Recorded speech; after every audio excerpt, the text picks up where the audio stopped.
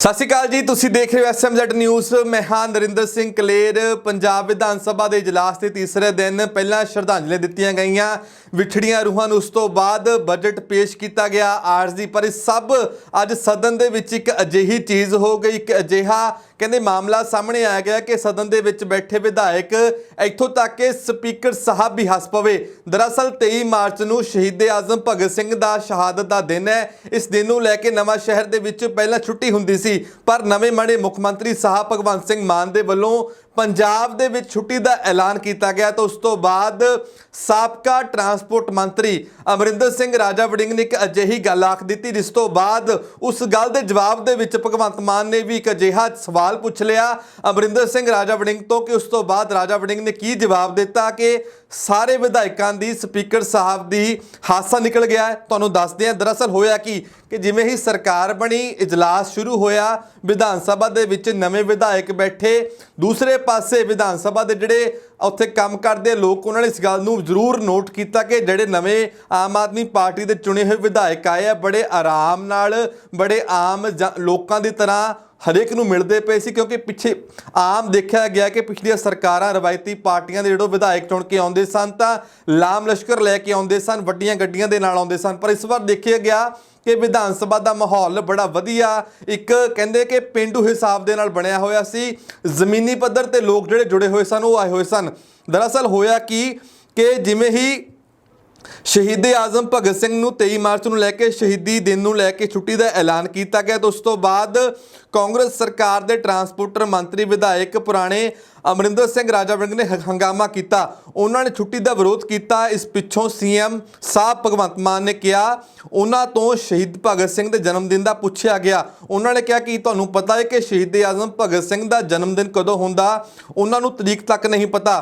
ਦਰਅਸਲ ਹੋਇਆ ਕਿ ਜਿਵੇਂ ਹੀ ਅਮਰਿੰਦਰ ਸਿੰਘ ਰਾਜਾ ਵੜਿੰਗ ਨੇ ਇਸ ਦਾ ਖਿਲਾਫਤ ਕੀਤੀ ਕਿ ਛੁੱਟੀ ਨਹੀਂ ਹੋਣੀ ਚਾਹੀਦੀ, ਉਸ ਤੋਂ ਬਾਅਦ ਨਾਲ ਦੀ ਨਾਲ ਹੀ ਭਗਵੰਤ ਸਿੰਘ ਮਾਨ ਨੇ ਪੁੱਛਿਆ ਕਿ ਰਾਜਾ ਵੜਿੰਗ ਸਾਹਿਬ ਕੀ ਤੁਹਾਨੂੰ ਪਤਾ ਹੈ ਕਿ ਭਗਤ ਸਿੰਘ ਦਾ ਜਨਮ ਦਿਨ ਕਦੋਂ ਹੁੰਦਾ? ਤੁਸੀਂ ਐਡੀ ਗੱਲ ਦਾ ਜ਼ਿਕਰ ਕਰਦੇ ਪਏ ਹੋ। ਤਾਂ ਚੁੱਪ ਧਾਰ ਲਈ ਰਾਜਾ ਵੜਿੰਗ ਸਾਹਿਬ ਦੇ ਵੱਲੋਂ ਸ਼ਾਇਦ ਉਹਨਾਂ ਨੂੰ ਨਹੀਂ ਪਤਾ ਸੀ ਕਿ ਭਗਤ ਸਿੰਘ ਦਾ ਜਨਮ ਦਿਨ ਕਦੋਂ ਹੁੰਦਾ। ਉਸ ਤੋਂ ਬਾਅਦ ਨਾਲ ਦੀ ਨਾਲ ਹੀ ਭਗਵੰਤ ਸਿੰਘ ਮਾਨ ਨੇ ਕਿਹਾ ਕਿ ਮੈਨੂੰ ਪਤਾ ਇਸ ਪੂਰੇ ਮਾਮਲੇ ਤੇ ਮੇਰੇ ਜ਼ਿਹਨ ਦੇ ਵਿੱਚ ਵੀ ਚੱਲਦਾ ਪਿਆ ਹੈ। ਪਰ ਦੂਸਰੇ ਪਾਸੇ ਭਗਵੰਤ ਮਾਨ ਨੇ ਇਸ ਗੱਲ ਦਾ ਜ਼ਿਕਰ ਕੀਤਾ ਕਿ ਭਗਤ ਸਿੰਘ ਦਾ ਜਨਮ 28 ਸਤੰਬਰ ਨੂੰ ਹੁੰਦਾ। ਉਸ ਦਿਨ ਉਹਨਾਂ ਦੀ ਜ਼ਿੰਦਗੀ ਬਾਰੇ ਨਾਟਕ ਕੋਰੀਓਗ੍ਰਾਫੀ ਹੁੰਦੀ ਹੈ। ਭਗਵੰਤ ਮਾਨ ਨੇ ਕਿਹਾ ਕਿ ਨੋਟ ਕਰ ਲਓ ਕਿ 28 ਸਤੰਬਰ ਨੂੰ ਹੀ ਜਨਮ ਦਿਨ ਹੁੰਦਾ। ਤੇ ਜਿਹੜੀ ਦੂਸਰੀ ਗੱਲ ਆ, ਜਿਹੜੀ ਛੁੱਟੀ ਦੀ ਗੱਲ ਕੀਤੀ, ਇਸ ਕਰਕੇ ਕੀਤੀ ਗਈ ਹੈ ਕਿ ਉਸ ਦਿਨ ਲੋਕ ਵਿਦਿਆਰਥੀ ਖਟਕਲ ਕਲਾਂ ਜਾਣ ਜਾਂ ਹੁਸੈਨੀਵਾਲ ਬਾਰਡਰ ਤੇ ਜਾਣ ਤਾਂ ਕਿ ਸ਼ਹੀਦ ਭਗਤ ਸਿੰਘ ਦੀ ਜੀਵਨੀ ਬਾਰੇ ਜਾਂ ਉਹਨਾਂ ਨੂੰ ਸ਼ਰਧਾਂਜਲੀ ਭੇਟ ਕਰ ਸਕਣ। ਤੁਸੀਂ ਵੀ ਇੱਕ ਵਾਰ ਵੀਡੀਓ ਤੇ ਨਜ਼ਰ ਮਾਰ ਲਵੋ, ਫਿਰ ਤੁਹਾਨੂੰ ਵੀ ਪਤਾ ਚੱਲ ਜਾਵੇਗਾ ਕਿ ਵਿਧਾਨ ਸਭਾ ਦੇ ਵਿੱਚ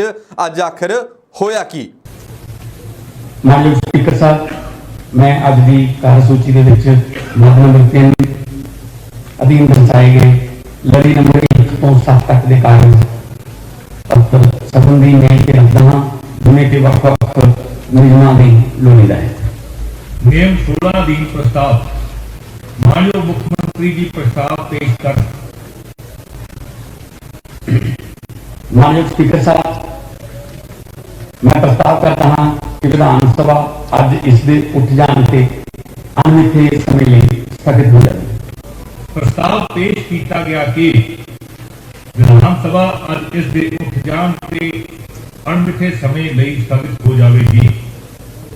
प्रश्न है कि विधान सभा अज इसके उठ जाने से अनमिथे समय लिए स्थगित हो जाएगी।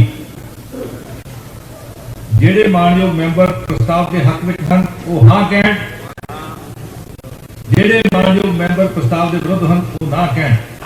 ਮੈਂ ਸਮਝਦਾ ਹਾਂ ਕਿ ਹਾਂ ਪੱਖ ਦੀ ਜਿੱਤ ਹੈ, ਹਾਂ ਪੱਖ ਦੀ ਜਿੱਤ ਹੈ। ਪ੍ਰਸਤਾਵ ਸਵੀਕਾਰ ਹੋਇਆ। ਸਰ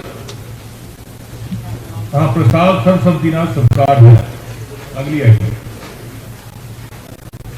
ਸਾਲ 2022-23 ਲਈ ਚੁਣੀਆਂ ਜਾਣ ਵਾਲੀਆਂ ਕਮੇਟੀਆਂ ਦੇ ਗਠਨ ਸੰਬੰਧੀ ਪ੍ਰਸਤਾਵ मानयोग मुख्यमंत्री जी प्रस्ताव पेश कर।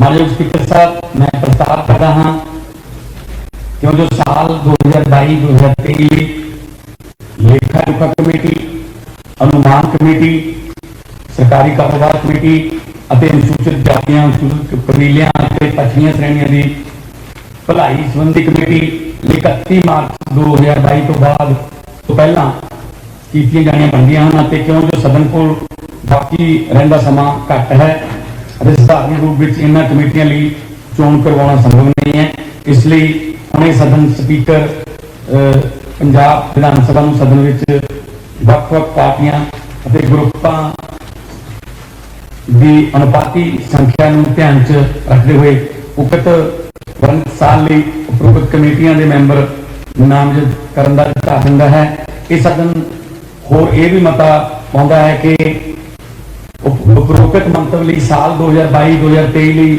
ਉਕਤ ਕਮੇਟੀਆਂ ਦੀਆਂ ਚੋਣਾਂ ਸੰਬੰਧੀ ਪੰਜਾਬ ਵਿਧਾਨ ਸਭਾ ਦੀ ਕਾਰਜਵਿਧੀ ਅਤੇ ਕਾਰਜ ਸੰਭਾਲਣ ਨਿਯਮਾਵਲੀ ਦੇ ਨਿਯਮ ਜੋ ਉਕਤ ਮਤੇ ਨਾਲ ਮੇਲ ਨਾ ਖਾਂਦੇ ਹੋਣ ਜਾਂ ਉਸ ਦੇ ਉਲਟ ਹੋਣ ਮੁਅੱਤਲ ਰਹਿਣਗੇ।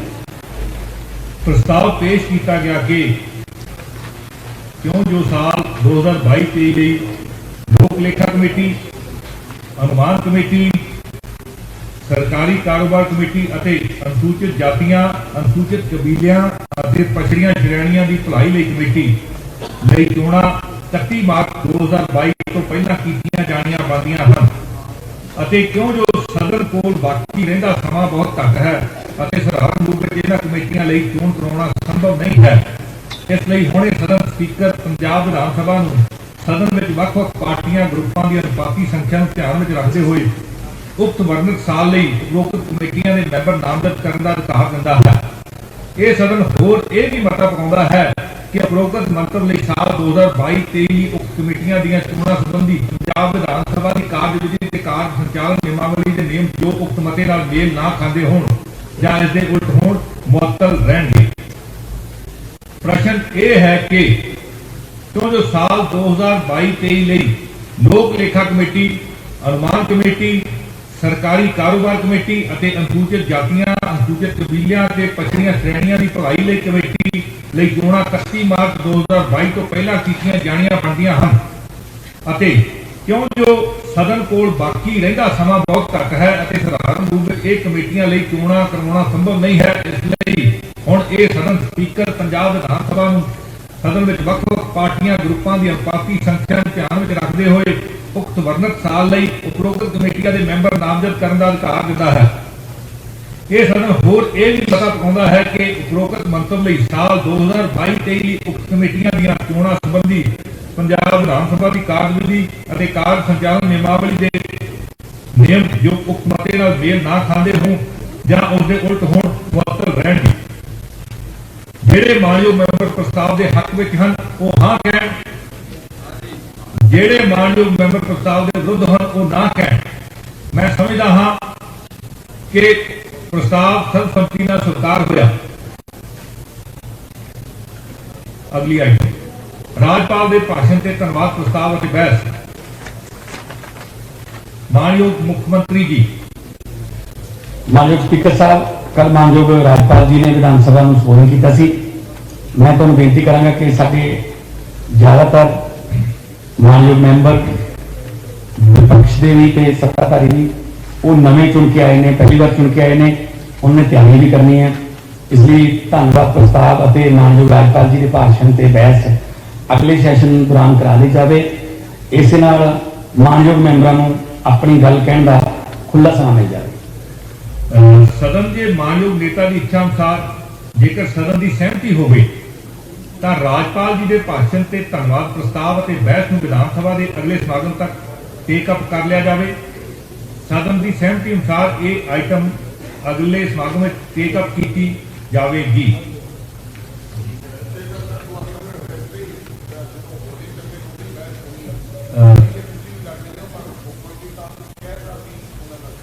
ਧੰਨਵਾਦ। अगली आइए सर। जी जी सर। मैं राजा सिंह जी, मैं चाहना कि अगला सैशन आप काफ़ी लंबा करांगे और तुहानू खुला टाइम मिले और पढ़न का भी मौका मिले, जो सुझाव आउणगे वो सरकार जी सुने तो उन्होंने अमल करांगे तो लंबी बहस सीएम साहब केयर भी धन्यवाद करती है क्योंकि ਅਸੀਂ ਸਾਰੇ ਸਾਰਾ ਪੰਜਾਬ ਦੀ ਲੰਬੇ ਸੈਸ਼ਨ ਲਈ ਪ੍ਰਦਰਸ਼ਨ ਕਰ ਰਹੇ ਹਾਂ ਤੇ ਬਹੁਤ ਧੰਨਵਾਦ ਤੁਹਾਡਾ।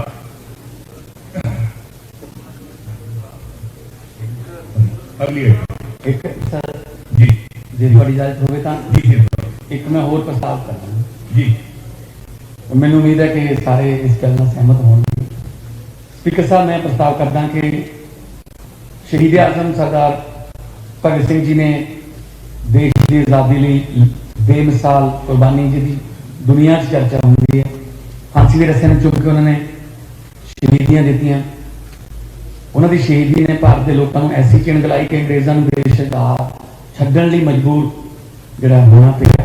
तो पंजाब के हर नौजवान दे, देश के हर नौजवान दे शहीद आजम भगत सिंह रोल मॉडल ने। वो 23 साल के सी जिस वे शहीदी हुई, वो अज भी 23 साल के ने, वो 23 साल की रहने अमर ने।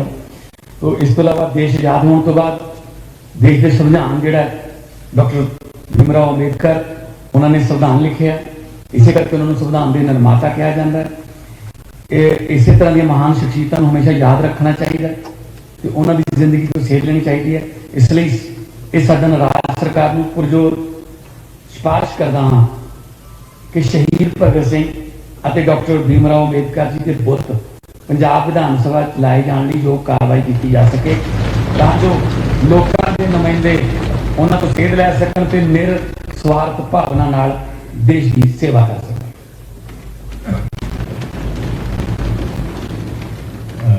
जी जी मैं पहला प्रस्ताव पेश कर लांगी। मैं प्रस्ताव पेश किया गया कि शहीद आजम सरदार भगत सिंह देश की आजादी की खातर फांसी के रस्सिਆਂ ਨੂੰ ਚੁੰਮ के शहीदी प्राप्त कर गए ਅਤੇ ਉਹਨਾਂ ਦੀ ਸ਼ਹੀਦੀ ਨੇ ਭਾਰਤ ਦੇ ਲੋਕਾਂ ਵਿੱਚ ਐਸੀ ਚਿੰਨ੍ਹ ਲਗਾਈ ਕਿ ਅੰਗਰੇਜ਼ਾਂ ਨੂੰ ਦੇਸ਼ ਆਜ਼ਾਦ ਕਰਨ ਲਈ ਮਜਬੂਰ ਹੋਣਾ ਪਿਆ।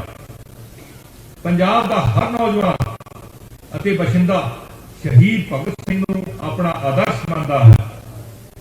ਸਾਡਾ ਵੀ ਉਹਨਾਂ ਪ੍ਰਤੀ ਕੁਝ ਕਰਨ ਦਾ ਫਰਜ਼ ਬਣਦਾ ਹੈ। ਇਸ ਤੋਂ ਇਲਾਵਾ ਦੇਸ਼ ਆਜ਼ਾਦ ਹੋਣ ਤੋਂ ਬਾਅਦ ਜਦੋਂ ਸਾਡੇ ਦੇਸ਼ ਦਾ ਸੰਵਿਧਾਨ ਲਿਖਿਆ ਜਾ ਰਿਹਾ ਸੀ ਤਾਂ ਬਾਬਾ ਸਾਹਿਬ डॉक्टर भीमराव अंबेडकर जी का संविधान लिखने में बहुत बड़ा योगदान रहा है। इसे करके उन्होंने संविधान के निर्माता भी कहा जाता है।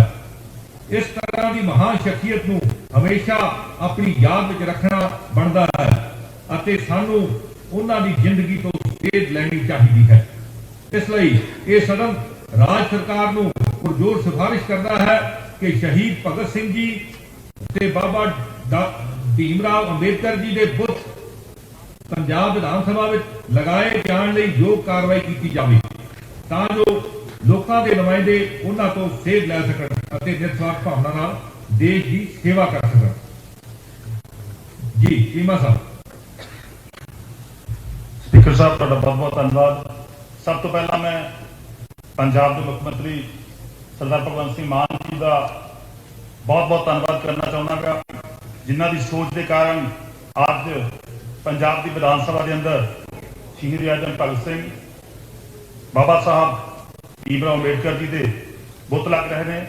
मैं इस मते की प्रौढ़ता भी कर दांगा और मान साहब का दिल के गराइयों तो बहुत बहुत धन्यवाद कर दांगा। Thank you. सरदार प्रताप सिंह जी बाजवा साहब। बहुत नेक ख्याल ने सीएम साहब जिथे उन्होंने शहीद आजम भगत सिंह से अंबेडकर जी के बहुत ही गल की, तो मैं राय देवांगा कि एक ही गोल्डन पीरियड रहा सिख राज का महाराजा रणजीत सिंह जी, उन्होंने भी जरूर याद रखिए, उन्होंने भी जरूर फोटो ही लगी बुत की गल बुत की गल कर जो फोटो होंगे तो बाकी भी लगियां ने गोल्डन पीरियड। हाँ, ये मैं चाहवागा कि महाराजा रणजीत सिंह जी का भी इतने दो तुसी बहुत अच्छे कदम उठाए, ये भी करो, क्योंकि अगे भी बहुत कुछ अजे साडे सामने आना है जिस वास्ते सानू तिन्हां दी ही बड़ी लोड़ रहनी है। बहुत अच्छा सुझाव बाजवा साहब। जिन्होंने शेर पंजाब महाराजा रणजीत सिंह उन्होंने कुर्बानी उन्होंने राज में भुल नहीं सकते। बहुत बहुत मेहरबानी तुसीं इस तरह सुझाव दिता और असीं इहदे बारे भी जो कार्रवाई करांगे। और एक होर फैसला जो पिछली सरकार ने थोड़ा जिहा बदलता सी, कल शहीद आजम सरदार भगत सिंह राजगुरु सुखदेव होरां दी बरसी है ਸਿਰਫ ਨਵਾਂ ਸ਼ਹਿਰ ਦੇ ਵਿੱਚ ਛੁੱਟੀ ਹੁੰਦੀ ਸੀ। ਸ਼ਹੀਦ ਆਜ਼ਮ ਇਕੱਲੇ ਨਵਾਂ ਸ਼ਹਿਰ ਦੇ ਨਹੀਂ ਸੀ, ਤਾਂ ਪੂਰੇ ਦੇਸ਼ ਦੇ ਨੇ।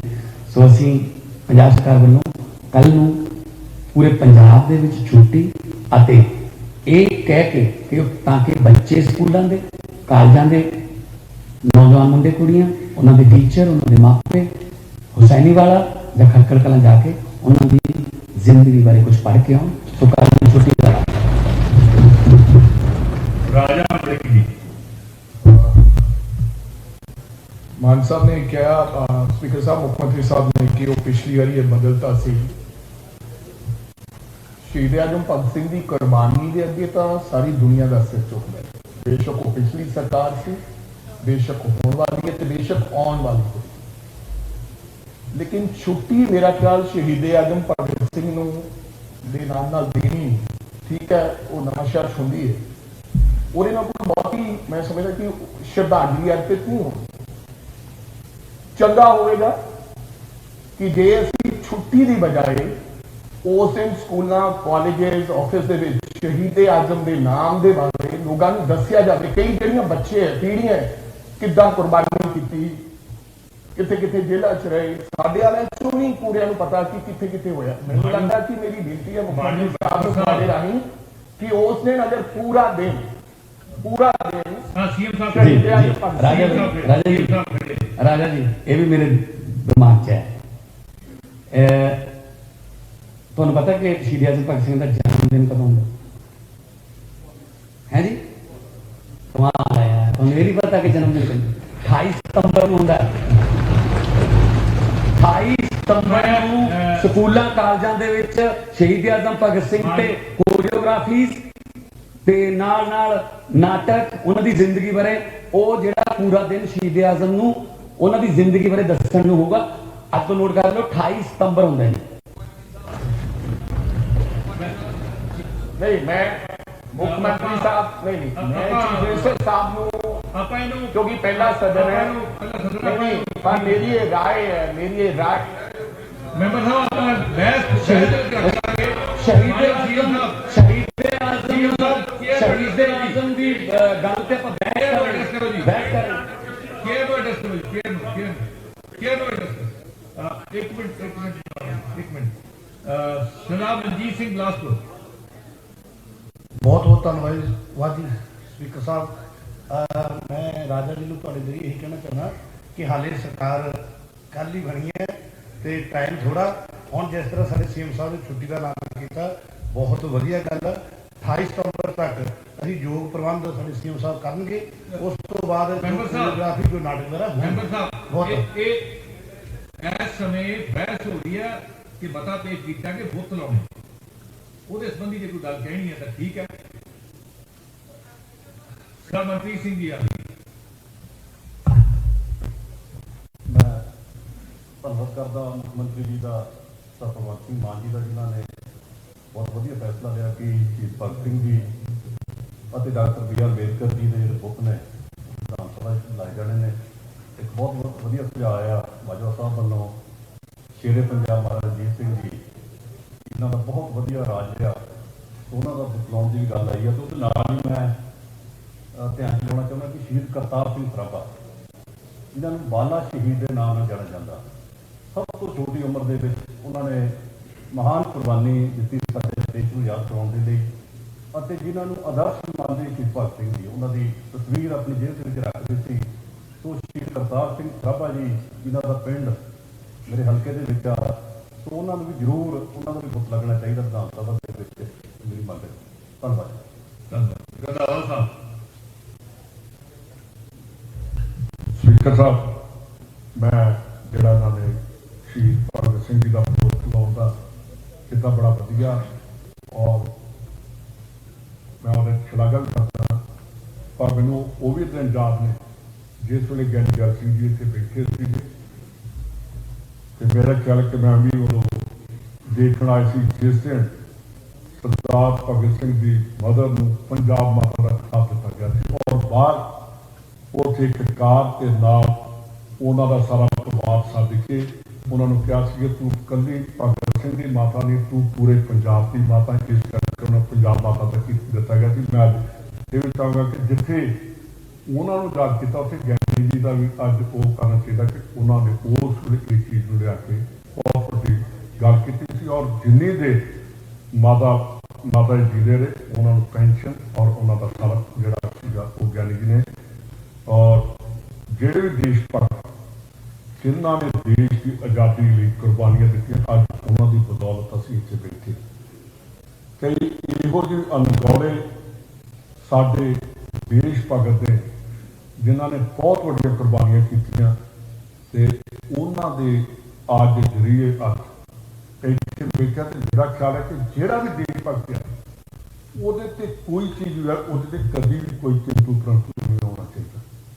ਦੇਸ਼ ਭਗਤ ਜਿਹੜੇ ਨੇ ਉਹ ਸਾਡੇ ਦੇਸ਼ ਦੇ ਸਰਮਾਇਆ ਨੇ ਤੇ ਸਭ ਤੋਂ ਵੱਧ ਕੁਰਬਾਨੀਆਂ ਵੀ ਅਸੀਂ ਕੀਤੀਆਂ ਪੰਜਾਬੀਆਂ ਦੀਆਂ ਕੁਰਬਾਨੀਆਂ। ਇਸ ਕਰਕੇ ਸ਼ਹੀਦ ਭਗਤ ਸਿੰਘ, ਮਹਾਰਾਜਾ ਰਣਜੀਤ ਸਿੰਘ ਤਾਂ ਜਿੰਨੇ ਵੀ ਸ਼ਹੀਦ ਹੋਏ ਨੇ ਤੇ ਮੇਰਾ ਖਿਆਲ ਹੈ ਕਿ ਬਾਜਵਾ ਸਾਹਿਬ ਬੈਠਿਆ, ਦੂਸਰੇ ਬਾਜਵਾ ਸਾਹਿਬ ਬੈਠਿਆ ਤੇ ਸਭ ਤੋਂ ਵੱਧ ਜੇ ਕੋਈ ਦੇਸ਼ ਭਗਤਾਂ ਦੀ ਲਿਸਟ ਦੇਖਣੀ ਹੈ ਤੇ ਉਹ ਗੁਰਦਾਸਪੁਰ ਦਾ ਜਿਹੜਾ ਸਾਡਾ ਪੰਚਾਇਤ ਭਵਨ ਬਣਿਆ ਉਹਦੇ ਜਾ ਕੇ ਦੇਖੋ ਕਿ 22 ਸਾਲ 20 ਸਾਲ ਕਿੰਨੇ ਸਾਲ ਉਹਨਾਂ ਨੇ ਸ਼ਾਹੀ ਕੈਦੀ ਰਹੇ ਨੇ। ਜਦੋਂ ਉਹਨਾਂ ਵੱਲ ਵੇਖੀਦਾ ਤੇ ਇੱਕ ਤਰ੍ਹਾਂ ਤੇ ਮਨ ਹੁੰਦਾ ਕਿ ਅਸੀਂ ਉਹਨਾਂ ਦੀ ਬਦੌਲਤ ਇੱਥੇ ਬੈਠੇ। ਰਾਮ ਸਿੰਘ ਤੱਕ ਮੈਂ ਸਾਰੇ ਸਾਡੇ ਬੱਚੇ ਚੰਗੀ ਤੋਂ ਵਾਸਤੇ ਸਿੰਘ ਚੰਗੀ, ਸੁਤੰਤਰ ਸਿੰਘ ਜਿਹੜਾ ਤੇਜਾ ਸਿੰਘ ਸੁਤੰਤਰਾ ਹੋਏ, ਇਹਨਾਂ ਦੀ ਕੁਰਬਾਨੀਆਂ ਭੁੱਲੀਆਂ ਨਹੀਂ ਜਾ ਸਕਦੀਆਂ। ਇਸ ਕਰਕੇ ਜਿਹੜਾ ਵੀ ਕੋਈ ਸਮੁੱਚਾ ਪੰਜਾਬ ਅੱਜ ਪੰਜਾਬ ਦੇ ਮੁੱਖ ਮੰਤਰੀ ਮਿਲਿਆ ਨਹੀਂ ਹੈਗਾ, ਉਹ ਘੱਟੋ ਘੱਟ ਆਪਾਂ ਇੱਥੋਂ ਮਤਾ ਪਾ ਕੇ ਕੇਂਦਰ ਸਰਕਾਰ ਕੋਲ ਭੇਜੀਏ ਤੇ ਟ੍ਰਾਇਰੀ ਬੈਂਚਸ ਨੇ ਉਹ ਗੱਲ ਸੁਣਨ ਦੀ ਬਜਾਏ ਜੋ ਹੋ ਹੱਲਾ ਸੀ ਉਹ ਬਹੁਤ ਮਚਾਇਆ ਸੀਗਾ। ਪਰ ਮੇਰੀ ਆਫ ਸਾਈਡ ਐਂਡ ਡਾਊਨ ਮੇਰੀ ਇਸ ਗੱਲ ਦੇ ਲਈ ਧੰਨਵਾਦ ਹੈ ਕਿ ਅੱਜ 23 ਜਿਸ ਦਿਨ ਭਗਵੰਤ ਮਾਨ ਸਾਹਿਬ ਨੇ ਪੰਜਾਬ ਦੇ ਮੁੱਖ ਮੰਤਰੀ ਦੀ ਸਹੁੰ ਖਟਕੜ ਕਲਾਂ ਦੀ ਉਸ ਪਵਿੱਤਰ ਪਾਵਨ ਧਰਤੀ ਨੂੰ ਨਤਮਸਤਕ ਹੋ ਕੇ ਪੰਜਾਬ ਦੀ ਪੰਜਾਬੀਆਂ ਦੀ ਸੇਵਾ ਕਰਨ ਦੀ ਸਹੁੰ ਚੁੱਕੀ ਹੈ, ਉਸ ਦਿਨ ਤੋਂ ਹੀ ਸ਼ਹੀਦ ਆਜ਼ਮ ਸਾਹਿਬ ਊਧਮ ਸਿੰਘ ਹੋਣਾ ਦੀ, ਭਗਤ ਸਿੰਘ ਜੀ ਹੋਣਾ ਦੀ, ਰਾਜਗੁਰੂ ਸੁਖਦੇਵ ਹੋਣਾ ਦੀ ਰੂਹ ਨੂੰ ਮੁੜ ਜਿਉਂਦਾ ਕਰਨ ਦਾ ਕੰਮ ਹੈ ਜਿਹੜਾ ਉਹ ਪੰਜਾਬ ਤੇ ਪੰਜਾਬ ਸਰਕਾਰ ਵੱਲੋਂ ਸ਼ੁਰੂ ਹੋ ਚੁੱਕਿਆ। ਸੋ ਮੇਰੀ ਤੁਹਾਡੇ ਸਾਰੇ ਸਾਥੀਆਂ ਨੂੰ, ਸਾਰੇ ਸਦਨ ਨੂੰ ਔਰ ਖਾਸ ਤੌਰ ਤੇ ਆਪੋਜੀਸ਼ਨ ਦੇ ਸਾਥੀਆਂ ਨੂੰ ਬੇਨਤੀ ਹੈ ਕਿ ਜੋ ਉਹਨਾਂ ਮਹਾਨ ਸ਼ਹੀਦਾਂ ਦੇ ਨਾਮ ਨੂੰ ਸਮਰਪਿਤ ਹਜੇ ਤੱਕ ਨਹੀਂ ਹੋਇਆ ਹੈਗਾ, ਕੰਸਟਰਕਟਿਵ ਸੁਝਾਵਾਂ ਦੇ ਰਾਹੀਂ ਤੁਸੀਂ ਮੁੱਖ ਮੰਤਰੀ ਸਾਹਿਬ ਦੇ ਕੰਨਾਂ ਤੱਕ ਜੇ ਇੱਕ ਲਫ਼ਜ਼ ਵੀ ਪਹੁੰਚੂਗਾ ਤੇ ਉਹ ਪੰਜਾਬ ਸਰਕਾਰ ਹੈ ਜਿਹੜੀ ਉਹ ਮਾਨ ਸਾਹਿਬ ਦੀ ਅਗਵਾਈ ਦੇ ਵਿੱਚ ਉਹਨਾਂ ਨੂੰ ਪੂਰਾ ਕਰਨ ਦੇ ਲਈ ਉਹਨਾਂ ਨੂੰ ਸ਼ਰਧਾ ਦੇ ਫੁੱਲ ਅਰਪਣ ਕਰਨ ਦੇ ਲਈ ਮਹਾਨ ਸ਼ਹੀਦਾਂ ਨੂੰ ਉਹ ਤਤਪਰ ਤਿਆਰ ਹਮੇਸ਼ਾ ਰਹੂਗੀ। ਸੋ ਇੱਕ ਵਾਰ ਫਿਰ ਤੋਂ ਮਾਨਯੋਗ ਮੁੱਖ ਮੰਤਰੀ ਭਗਵੰਤ ਮਾਨ ਜੀ ਦਾ, ਸਮੁੱਚੇ ਸਦਨ ਦਾ, ਪੰਜਾਬ ਸਰਕਾਰ ਦਾ ਵਿਸ਼ੇਸ਼ ਤੌਰ ਤੇ ਬਹੁਤ ਬਹੁਤ ਧੰਨਵਾਦ। ਇਨਕਲਾਬ ਜ਼ਿੰਦਾਬਾਦ। ਡਾਕਟਰ ਨਛੱਤਰ ਪਾਲ।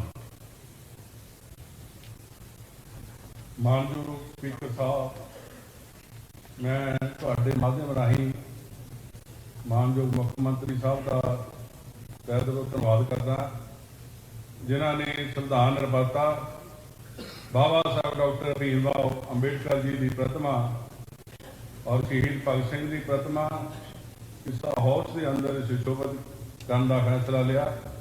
ਕਿਉਂਕਿ ਮੈਂ ਜ਼ਿਲ੍ਹਾ ਸ਼ਹੀਦ ਭਗਤ ਸਿੰਘ ਨਗਰ ਤੋਂ ਆਉਣਾ ਔਰ ਜ਼ਿਲ੍ਹਾ ਸ਼ਹੀਦ ਭਗਤ ਸਿੰਘ ਨਗਰ ਦੇ ਅੰਦਰ ਪਹਿਲਾਂ ਜਿਹੜੀ ਜ਼ਿਲ੍ਹੇ ਦੇ ਅੰਦਰ ਛੁੱਟੀ ਹੁੰਦੀ ਸੀ, ਕੱਲ ਉੱਥੇ ਪ੍ਰੋਗਰਾਮ ਹੈ। ਤਾਂ ਜਦੋਂ ਅਸੀਂ ਪ੍ਰੋਗਰਾਮ ਲਈ ਸਾਰਿਆਂ ਨੂੰ ਬੇਨਤੀ ਕਰ ਰਹੇ ਸੀ ਤਾਂ ਉਹਨਾਂ ਨੇ ਦੱਸਿਆ ਕਿ ਸ਼ਹੀਦ ਭਗਤ ਸਿੰਘ ਦੇ ਜਿਹੜੀ ਛੁੱਟੀ ਸੀ ਉਹ ਬੰਦ ਕਰ ਦਿੱਤੀ ਗਈ, ਤੁਸੀਂ ਆਪਣੀ ਗੱਲ ਜ਼ਰੂਰ ਹਾਊਸ 'ਚ ਰੱਖਿਓ। ਮੈਂ ਧੰਨਵਾਦੀ ਹਾਂ ਮਾਨਯੋਗ ਮੁੱਖ ਮੰਤਰੀ ਸਾਹਿਬ ਦਾ ਜਿਨ੍ਹਾਂ ਨੇ ਛੁੱਟੀ ਐਲਾਨ ਕੀਤੀ। ਔਰ ਮੈਂ ਬੇਨਤੀ ਕਰਾਂਗਾ ਕਿ ਬਾਬਾ ਸਾਹਿਬ ਡਾਕਟਰ ਅੰਬੇਡਕਰ ਜੀ ਜਿਨ੍ਹਾਂ ਨੇ ਇਸ ਦੇਸ਼ ਨੂੰ ਸੰਵਿਧਾਨ ਦਿੱਤਾ, ਉਹਨਾਂ ਨੇ ਕਿਹਾ ਸੀਗਾ ਕਿ ਦੇਸ਼ ਦੇ ਅੰਦਰ ਸੰਵਿਧਾਨ ਜਿੰਨਾ ਮਰਜ਼ੀ ਵਧੀਆ ਹੋਵੇ, ਜੇ ਲਾਗੂ ਕਰਨ ਵਾਲੇ ਇਮਾਨਦਾਰ ਹੋਣ, ਨੀਅਤ ਸਾਫ਼ ਹੋਵੇ ਤਾਂ ਉਹਨੂੰ ਵਧੀਆ ਤਰੀਕੇ ਨਾਲ ਲਾਗੂ ਕਰ ਸਕਦੇ ਆ।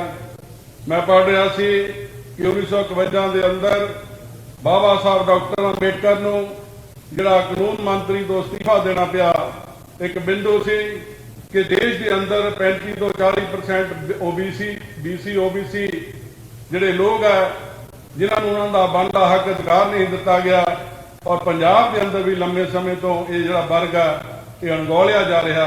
ਇਸ ਕਰਕੇ ਤੁਹਾਨੂੰ ਤੁਹਾਡੇ ਮਾਧਿਅਮ ਰਾਹੀਂ ਮੇਰੀ ਬੇਨਤੀ ਆ ਕਿ ਜਿੱਥੇ ਇਹਨਾਂ ਮਹਾਂਪੁਰਸ਼ਾਂ ਦੀ ਆਈਡੀਓਲੋਜੀ ਨੂੰ, ਇਹਨਾਂ ਦੀ ਵਿਚਾਰਧਾਰਾ ਨੂੰ, ਆਪਾਂ ਇਹਨਾਂ ਦੀ ਸੋਚ ਨੂੰ ਆਪਾਂ ਬਹੁਤ ਜਿਹੜਾ ਅਸ਼ੀਰਵਾਦ ਲੈ ਰਹੇ ਹਾਂ, ਉਹਨਾਂ ਦੀ ਜਿਹੜੀ ਵਿਚਾਰਧਾਰਾ ਹੈ ਉਹਨੂੰ ਵੀ ਅਸੀਂ ਪੰਜਾਬ ਦੇ ਅੰਦਰ ਲਾਗੂ ਕਰੀਏ। ਇਸ ਦਾ ਮੈਂ ਤਹਿ ਦਿਲੋਂ ਧੰਨਵਾਦ ਕਰਦਾ ਹਾਂ। ਔਰ ਬਹੁਜਨ ਸਮਾਜ ਪਾਰਟੀ ਦੀ ਰਾਸ਼ਟਰੀ ਪ੍ਰਧਾਨ, ਕਿਉਂਕਿ ਬਹੁਜਨ ਸਮਾਜ ਪਾਰਟੀ ਨੈਸ਼ਨਲ ਪਾਰਟੀ ਆ, ਮੈਂ ਇਕੱਲਾ ਮੈਂਬਰ ਹਾਂ, ਤੁਸੀਂ ਮੈਨੂੰ ਹਮੇਸ਼ਾ ਜਿਹੜਾ ਮੌਕਾ ਦਿੰਦੇ ਆ, ਇਹਦੇ ਲਈ ਮੈਂ ਭੈਣ ਕੁਮਾਰੀ ਮਾਇਆਵਤੀ ਜੀ ਵੱਲੋਂ ਔਰ ਬਹੁਜਨ ਸਮਾਜ ਪਾਰਟੀ ਪੰਜਾਬ ਵੱਲੋਂ ਤੁਹਾਡਾ ਤਹਿ ਦਿਲੋਂ ਧੰਨਵਾਦ ਕਰਦਾ। ਜੈ ਭੀਮ, ਜੈ ਭਾਰਤ, ਵਾਹਿਗੁਰੂ ਜੀ ਕਾ ਖਾਲਸਾ, ਵਾਹਿਗੁਰੂ ਜੀ ਕੀ ਫਤਿਹ। श्री अश्विनी शर्मा जी कुछ कहना चाहूंगे?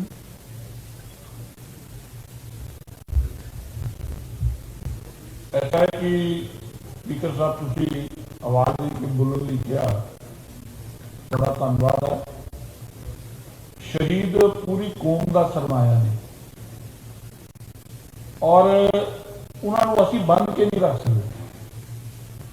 भगत सिंह केवल पंजाब नहीं, हिंदुस्तान तो बाहर भी जिहड़े देश के नाल प्यार करने वाले लोग ने उन्होंने आईकॉन ने। ये बहुत बड़ा निर्णय है, अच्छा निर्णय है कि उन्होंने प्रतिमा जी इत्थे स्थापित की जाए, लेकिन प्रतिमा काफी नहीं है। उन्होंने आइडियालॉजी, उन्होंने जिहड़ा विचार है वो केवल नारे दे नाल नहीं पूरा होना कि असी हाउस के अंदर इनकलाब जिंदाबाद बोल दिए तो इनकलाब कहला ये, क्योंकि हाउस पहला चल रहा है, इस करके इहदे अंदर कोई तलखी वाली गल नहीं करनी। असी ये प्रण करके बैठे सी कि ये हाउस अच्छे तरीके नाल, लेकिन मैनूं लगदा डिबेट नहीं होनी चाहिए सी।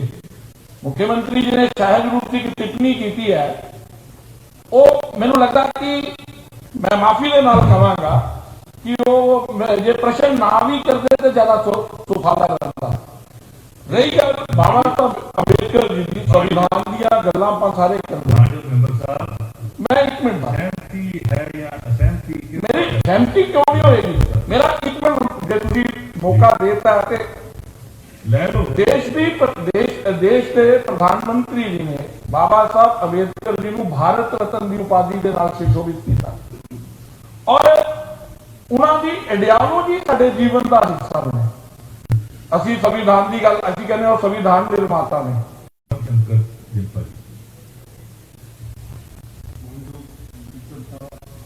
स्पीकर ऑन करो, माइक पे बोलो। बहुत धन्यवाद करता सारे सदन का कि शहीद आजम सरदार भगत सिंह जी की और जितने भी शहीदों की आप चर्चा कर रहे हैं।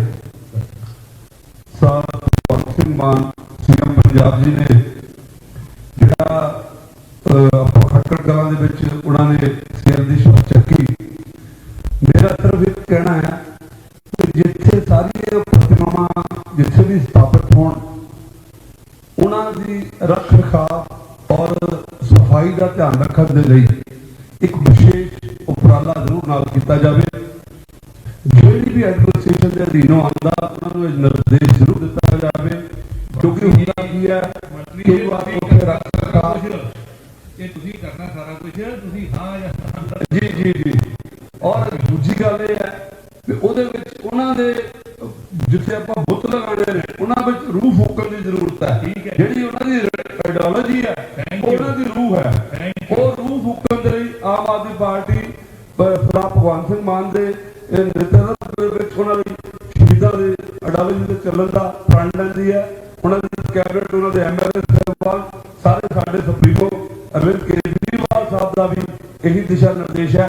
और साडा जिहड़ी शुरुआत है रंग दे बसंती चोले दे नाल हर एक जगह ते हुंदी है, वो उस आइडियोलॉजी दे रूप मैं इत्थे प्रार्थना करना कि सारे मैंबर साहिबान या ना दसो सहमत हो। धन्यवाद करदा जी। Thank you. Deepa Sarabjit Kaur Manuke. Speaker Sahib तुहाडा बहुत बहुत धन्यवाद, तुसीं मैनूं मौका दिता। मैं बिल्कुल सीएम साहब का भी धन्यवाद करती कि जिन्होंने ਇਸ ਚੀਜ਼ ਤੇ ਪਹਿਰਾ ਦਿੱਤਾ ਕਿ ਉਹ ਕੌਮ ਹਮੇਸ਼ਾ ਜਿਉਂਦੀ ਰਹਿੰਦੀ ਹੈ, ਜਿਹੜੇ ਆਪਣੇ ਸ਼ਹੀਦਾਂ ਦਾ ਸਮਾਇਆ ਬਚਾ ਕੇ ਆਪਣੀ ਅਗਲੀ ਪੀੜ੍ਹੀ ਤੱਕ ਲੈ ਕੇ ਜਾਂਦੀ ਹੈ। ਅਸੀਂ ਚਾਹੁੰਦੇ ਹਾਂ, ਮੇਰੇ ਵੀਰ ਮੇਰੇ ਮੈਂਬਰ ਸਾਹਿਬਾਨ ਅਸ਼ਮੀਰ ਜੀ ਨੇ ਬੜਾ ਵਧੀਆ ਸੁਝਾਅ ਦਿੱਤਾ। ਬੇਨਤੀ ਤਾਂ ਇਹ ਹੋਈ ਹੈ ਕਿ ਆਪਾਂ ਹੁਣ ਰਲ ਮਿਲ ਕੇ ਸੈਂਟਰ ਦੇ ਵਿੱਚੋਂ ਆਪਾਂ ਉਹਨਾਂ ਨੂੰ ਸ਼ਹੀਦਾਂ ਦਾ ਦਰਜਾ ਦਵਾਈਏ। ਤੇ ਪਿਛਲੀ ਸਰਕਾਰ ਬਾਰੇ ਸੀਐਮ ਸਾਹਿਬ ਦਾ ਬਹੁਤ ਧੰਨਵਾਦ ਕਰਨਾ। ਪਿਛਲੀ ਸਰਕਾਰ ਵੇਲੇ ਜਦੋਂ ਸੰਵਿਧਾਨ ਦੇ ਸੁਣਾਇਆ ਸੀ, ਉਦੋਂ ਸਾਡੀ ਪਾਰਟੀ ਵੱਲੋਂ ਸਾਡੇ ਲੀਡਰ ਆਫ ਆਪੋਜੀਸ਼ਨ ਦੀ ਅਗਵਾਈ ਦੇ ਵਿੱਚ ਇੱਕ ਮਤਾ ਪ੍ਰਸਤਾਵ ਦਿੱਤਾ ਗਿਆ ਸੀ ਕਿ doctor B R Ambedkar ji ਦੀ ਹਰ ਸਰਕਾਰੀ ਦਫ਼ਤਰ ਦੇ ਵਿੱਚ ਫੋਟੋ ਲੱਗੇ, ਜਿਹਨੂੰ ਤੁਸੀਂ ਮੰਨਿਆ ਤੇ ਤੁਹਾਡਾ ਬਹੁਤ ਧੰਨਵਾਦ। ਇੱਕ ਗੱਲ ਹੋਰ ਮੈਂ ਕਹਿਣਾ ਚਾਹੂੰਗੀ ਕਿ ਜਦੋਂ ਵੀ 23 ਮਾਰਚ ਵਾਲੇ ਦਿਨ ਛੁੱਟੀ ਹੁੰਦੀ ਸੀ ਇੱਕ ਵਰਗ ਨੂੰ, ਇੱਕ ਜ਼ਿਲ੍ਹੇ 'ਚ ਅਕਸਰ ਮੁਲਾਜ਼ਮ ਵਰਗ ਇਹ ਸੋਚਦਾ ਹੁੰਦਾ ਸੀ ਕਿ ਬਾਕੀ ਜ਼ਿਲ੍ਹਿਆਂ 'ਚ ਅਸੀਂ ਕੀ ਕਰੀਏ। ਮੁਲਾਜ਼ਮ ਵਰਗ ਕਦੇ ਵੀ ਛੁੱਟੀਆਂ ਦੀ ਆਸ ਨਹੀਂ ਰੱਖਦਾ, ਪਰ ਉਹਨਾਂ ਨੂੰ ਕਿਸੇ ਸ਼ਹੀਦ ਦਾ ਜਨਮ ਦਿਨ ਮਨਾਉਣ ਲਈ, ਸ਼ਹੀਦੀ ਸਮਾਗਮ ਦੇ ਵਿੱਚ ਐਕਟ ਕਰਨ ਦੇ ਲਈ ਜਾਂ ਕਿਤੇ ਜਾਣ ਸ਼ਾਮਲ ਹੋਣ ਦੇ ਲਈ ਸਮਾਂ ਜ਼ਰੂਰ ਚਾਹੀਦਾ। ਤੁਹਾਡਾ ਸਪੀਕਰ ਸਾਹਿਬ ਬਹੁਤ ਬਹੁਤ ਧੰਨਵਾਦ, ਮੁੱਖ ਮੰਤਰੀ ਸਾਹਿਬ ਦਾ ਜਿਨ੍ਹਾਂ ਨੇ ਮੰਨਿਆ ਤੇ ਸ਼ਹੀਦੀ ਬਹੁਤ ਬਹੁਤ ਧੰਨਵਾਦ। प्रश्न है कि सरदार भगत सिंह देश की आजादी की खातर फांसी की रस्सियां ਨੂੰ ਚੁੰਮ ਕੇ ਸ਼ਹੀਦੀ ਪ੍ਰਾਪਤ ਕਰ ਗਏ ਅਤੇ ਉਹਨਾਂ ਦੀ ਸ਼ਹੀਦੀ ਨੇ ਭਾਰਤ ਦੇ ਲੋਕਾਂ ਨੂੰ ਐਸੀ ਚਿੰਨ੍ਹ ਲਗਾਈ ਕਿ ਅੰਗਰੇਜ਼ਾਂ ਨੂੰ ਦੇਸ਼ ਆਜ਼ਾਦ ਕਰਨ ਲਈ ਮਜਬੂਰ ਹੋਣਾ ਪਿਆ। ਪੰਜਾਬ ਦਾ ਹਰ ਨੌਜਵਾਨ ਅਤੇ ਬਸ਼ਿੰਦਾ ਸ਼ਹੀਦ ਭਗਤ ਸਿੰਘ ਨੂੰ ਆਪਣਾ ਆਦਰਸ਼ ਮੰਨਦਾ ਹੈ। ਸਾਡਾ ਵੀ ਉਹਨਾਂ ਪ੍ਰਤੀ ਕੁਝ ਕਰਨ ਦਾ ਫਰਜ਼ ਬਣਦਾ ਹੈ। ਇਸ ਤੋਂ ਇਲਾਵਾ ਦੇਸ਼ ਆਜ਼ਾਦ ਹੋਣ ਤੋਂ ਬਾਅਦ ਜਦੋਂ ਸਾਡੇ ਦੇਸ਼ ਦਾ ਸੰਵਿਧਾਨ ਲਿਖਿਆ ਜਾ ਰਿਹਾ ਸੀ ਤਾਂ ਡਾਕਟਰ ਬੀ ਆਰ ਅੰਬੇਦਕਰ, ਬਾਬਾ ਸਾਹਿਬ ਅੰਬੇਦਕਰ ਦਾ ਸੰਵਿਧਾਨ ਲਿਖਣ ਵਿੱਚ ਬਹੁਤ ਵੱਡਾ ਯੋਗਦਾਨ ਰਿਹਾ ਹੈ। ਇਸੇ ਕਰਕੇ ਉਹਨਾਂ ਨੂੰ ਸੰਵਿਧਾਨ ਦੇ ਨਿਰਮਾਤਾ ਵੀ ਕਿਹਾ ਜਾਂਦਾ ਹੈ। ਇਸ ਤਰ੍ਹਾਂ ਦੀ ਮਹਾਨ ਸ਼ਖਸੀਅਤ ਨੂੰ ਹਮੇਸ਼ਾ ਆਪਣੀ ਯਾਦ ਵਿੱਚ ਰੱਖਣਾ ਚਾਹੀਦਾ ਹੈ ਅਤੇ ਸਾਨੂੰ ਉਹਨਾਂ ਦੀ ਜ਼ਿੰਦਗੀ ਤੋਂ ਸੇਧ ਲੈਣੀ ਚਾਹੀਦੀ ਹੈ। ਇਸ ਲਈ ਇਹ ਸਦਨ ਰਾਜ ਸਰਕਾਰ ਨੂੰ ਪੁਰਜ਼ੋਰ ਸਿਫਾਰਿਸ਼ ਕਰਦਾ ਹੈ ਕਿ ਸ਼ਹੀਦ ਭਗਤ ਸਿੰਘ ਜੀ ਅਤੇ ਡਾਕਟਰ ਅੰਬੇਦਕਰ ਜੀ ਔਰ ਮਹਾਰਾਜਾ ਰਣਜੀਤ ਸਿੰਘ ਜੀ ਦੇ ਬੁੱਤ ਪੰਜਾਬ ਵਿਧਾਨ ਸਭਾ ਵਿੱਚ ਲਗਾਏ ਜਾਣ ਲਈ ਯੋਗ ਕਾਰਵਾਈ ਕੀਤੀ ਜਾਵੇ ਤਾਂ ਜੋ ਲੋਕਾਂ ਦੇ ਨੁਮਾਇੰਦੇ ਉਹਨਾਂ ਤੋਂ ਸੇਧ ਲੈ ਸਕਣ ਅਤੇ ਨਿਰਸਵਾਰਥ ਭਾਵਨਾ ਨਾਲ ਦੇਸ਼ ਦੀ ਸੇਵਾ ਕਰ ਸਕਣ। ਜਿਹੜੇ ਮਾਨਯੋਗ ਮੈਂਬਰ ਪ੍ਰਸਤਾਵ ਦੇ ਹੱਕ ਵਿੱਚ ਹਨ ਉਹ ਹਾਂ ਕਹਿਣ, ਜਿਹੜੇ ਮਾਨਯੋਗ ਮੈਂਬਰ ਪ੍ਰਸਤਾਵ ਦੇ ਵਿਰੁੱਧ ਹਨ ਉਹ ਨਾ ਕਹਿਣ। ਮੈਂ ਸਮਝਦਾ ਹਾਂ ਕਿ ਮਤਾ ਸਰਬਸੰਮਤੀ ਨਾਲ ਪਾਸ ਹੋਇਆ, ਸਵੀਕਾਰ ਕੀਤਾ ਜਾਂਦਾ ਹੈ।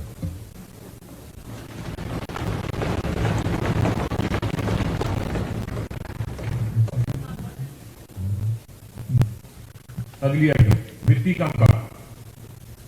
ਵਿੱਤ ਮੰਤਰੀ ਜੀ ਸਾਲ 2021-22 ਲਈ ਪੰਜਾਬ ਸਰਕਾਰ ਦੇ ਖਰਚਿਆਂ ਲਈ ਗ੍ਰਾਂਟਾਂ ਲਈ ਅਨੁਪੂਰਕ ਮੰਗਾਂ ਪੇਸ਼ ਕਰਨ। ਮਾਨਯੋਗ ਸਪੀਕਰ ਸਾਹਿਬ, मैं साल 2021-2022 ਲਈ ਪੰਜਾਬ ਸਰਕਾਰ ਦੇ ਖਰਚੇ ਲਈ ਗ੍ਰਾਂਟਾਂ ਲਈ ਅਨੁਪੂਰਕ ਮੰਗਾਂ ਪੇਸ਼ ਕਰਦਾ ਹਾਂ। ਅੱਜ ਦੀ ਕਾਰਜ ਸੂਚੀ ਵਿੱਚ ਸਦਨ ਦੀ ਬਹਿਸ ਅਤੇ ਵੋਟਿੰਗ ਲਈ ਕੁੱਲ 31 ਅਨੁਪੂਰਕ ਗ੍ਰਾਂਟਾਂ ਲਈ ਮੰਗਾਂ ਹਨ। ਜੇਕਰ ਸਦਨ ਦੀ ਸਹਿਮਤੀ ਹੋਵੇ ਤਾਂ ਪਿਛਲੀ ਪ੍ਰਥਾ ਅਨੁਸਾਰ ਇਹ ਸਾਰੀਆਂ ਮੰਗਾਂ ਪੜ੍ਹੀਆਂ ਅਤੇ ਪ੍ਰਸਤਾਵ ਕੀਤੀਆਂ ਗਈਆਂ ਸਮਝੀਆਂ ਜਾਣ ਅਤੇ ਇਕੱਠੀਆਂ ਹੀ ਬਹਿਸ ਲਈ ਲੈ ਲਈਆਂ ਜਾਣ। ਬਹਿਸ ਦੌਰਾਨ ਮਾਨਯੋਗ ਮੈਂਬਰ ਜਿਸ ਮੰਗ ਤੇ ਬੋਲਣਾ ਚਾਹੁੰਦਾ ਹੋਵੇ ਉਸ ਮੰਗ ਦਾ ਜ਼ਿਕਰ ਜ਼ਰੂਰ ਕਰ ਦੇਵੇ। ਕੋਈ ਬਹਿਸ ਜੇਕਰ ਸਦਨ ਦੀ ਸਹਿਮਤੀ ਹੋਵੇ ਤਾਂ ਇਹ ਸਾਰੀਆਂ ਅਨੁਪੂਰਕ ਗ੍ਰਾਂਟਾਂ ਲਈ ਮੰਗਾਂ ਇਕੱਠੀਆਂ ਹੀ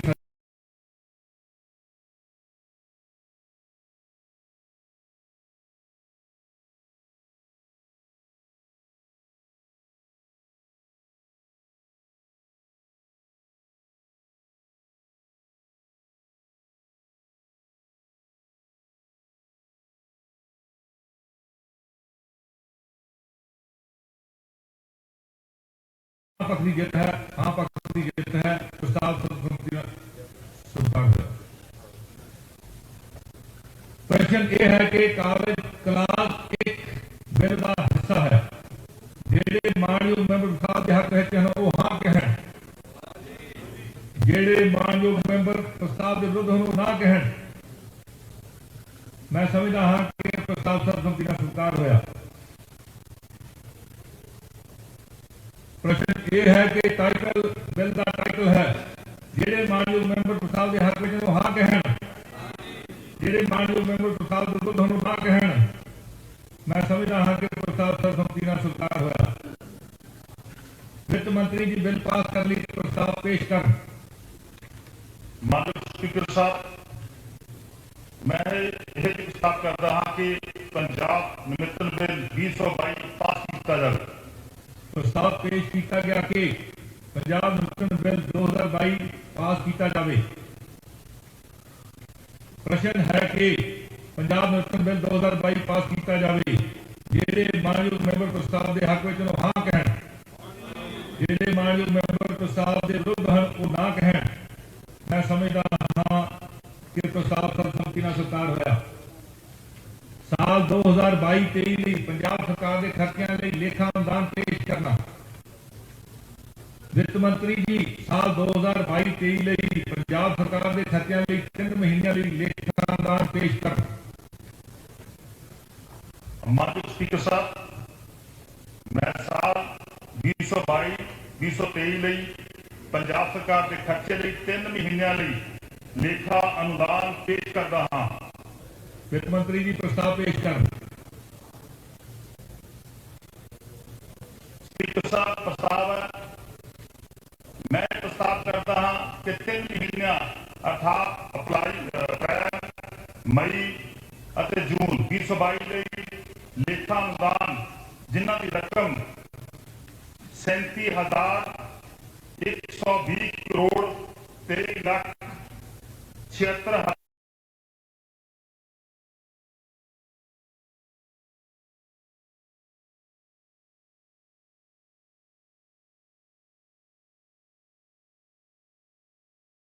70,000 ਰੁਪਏ ਬਣਦੀ ਹੈ, ਜਿਵੇਂ ਕਿ ਇਸ ਨਾਲ ਨੱਥੀ ਅਨੁਸੂਚੀ ਵਿੱਚ ਦੱਸੇ ਗਏ ਹਨ ਤੇ ਤੁਰੰਤ ਵਿਚਾਰ ਕੀਤਾ ਜਾਵੇ ਤੇ ਇਹਨਾਂ ਨੂੰ ਪਾਸ ਕੀਤਾ ਜਾਵੇ।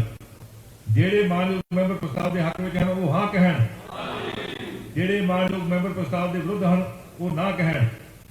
ਪ੍ਰਸਤਾਵ ਸਰਬਸੰਮਤੀ ਨਾਲ ਸਵੀਕਾਰ ਹੋਇਆ। ਪੰਜਾਬ ਨਿਮਿਤਨ ਲੇਖਾ ਅਨੁਦਾਨ ਬਿੱਲ 2022 ਵਿੱਤ ਮੰਤਰੀ ਜੀ ਬਿੱਲ ਪੇਸ਼ ਕਰਨ।